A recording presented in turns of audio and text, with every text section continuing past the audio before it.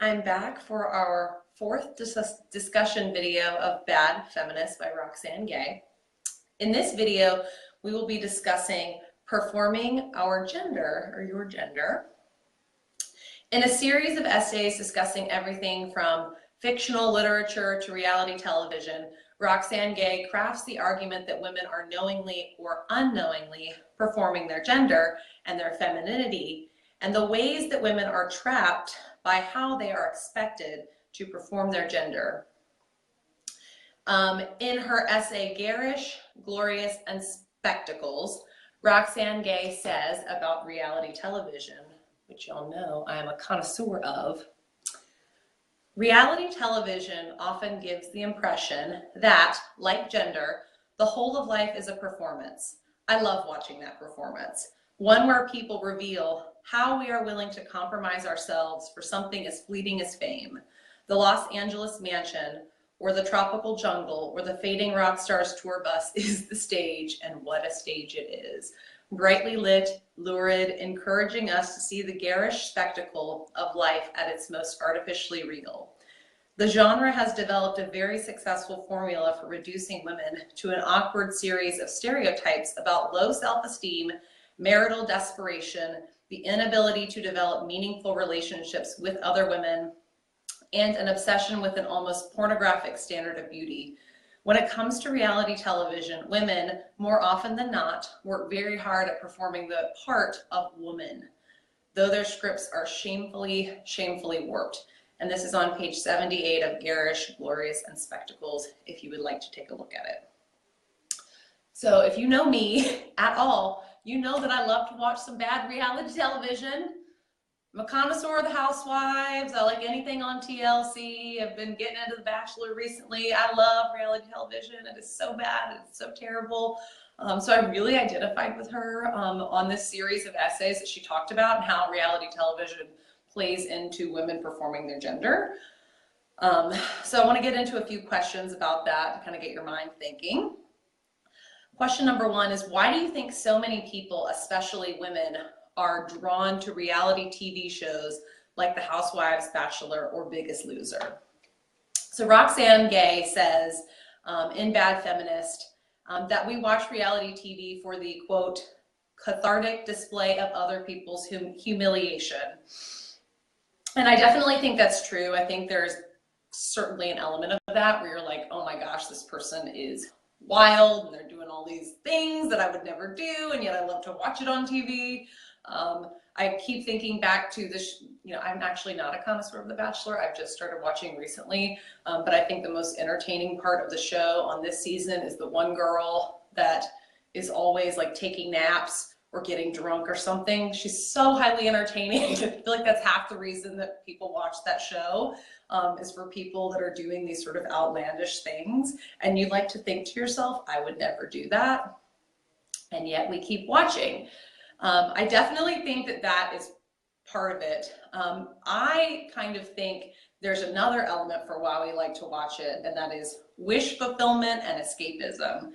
I remember a lot of the Housewives shows, which I've been watching for God knows how long, really started around at the time that the recession hit. And so I remember watching these shows and sort of escaping into this world where people who didn't have any money troubles could sort of think about and entertain these really mundane concepts, whether that was, throwing a dinner party and being really stressed out about it, or planning a trip and being really stressed out about that. These are just things that normal people do not get to indulge in on a day-to-day basis. And so I really loved watching that on TV and seeing all their fancy cars and just sort of escaping for an hour. So I'd love to know why you think people watch reality TV shows and what keeps bringing people back, why there's so many new ones. My next question is, some people have suggested that reality shows, especially ones like The Housewives, have given middle-aged women a type of visibility they haven't experienced before.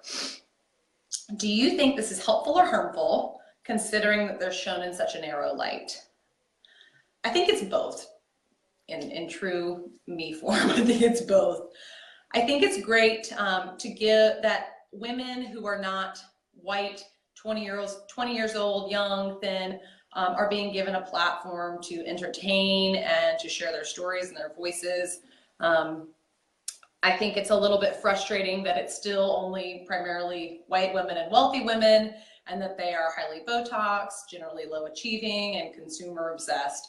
It's a really narrow depiction of what a middle-aged woman is. I think it's, on one hand, it's great that they are being given a platform to share their stories, but it's such a narrow depiction of what a woman is, or what a middle-aged woman is for that matter, that is highly frustrating. And to be honest with you, I've never watched Housewives or reality TV and thought, oh wow, they're gonna totally shatter the glass ceiling here on Bravo. I've never thought that. But it's really easy to forget these women represent a narrow portion of the population, and because their voices are so loud and strong. So I feel like if you kind of go in understanding that, it's helpful, but it's easy to forget that they only represent a really narrow portion of women, and that they are not all women, and that they do not represent women alone. Last question. Seeing women who are on TV in full makeup, high heels, dressed to the nines, heterosexual and traditionally feminine, what does that say about what we expect from women, and is it telling us how to be women? It can, absolutely. If we give pop culture the power to do that, it can certainly warp our ideas of what women look like and how women should act.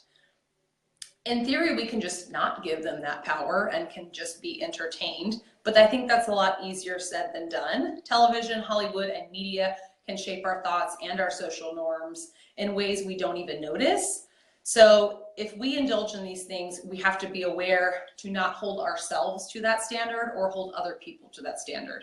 And I think that's really the thing that I always kind of come back to, is like that it can shape ways that you think about social norms and how women should act in ways you don't understand necessarily. It's so subtle. So we just have to be aware of that. If we indulge in these things, it's not bad to indulge in these things like reality TV, but we just have to be aware of how we are letting these things change and morph our thoughts about ourselves and other people. So I'd love to hear your thoughts. A lot of people have lots of different feelings on reality TV. Maybe you don't watch it at all, but if you do, I'd love to hear what you have to say. Comment below, and tune in at 4:30 for our last video. This is Sam's video, and it'll be our final video for the day. So definitely check it out. Bye, guys.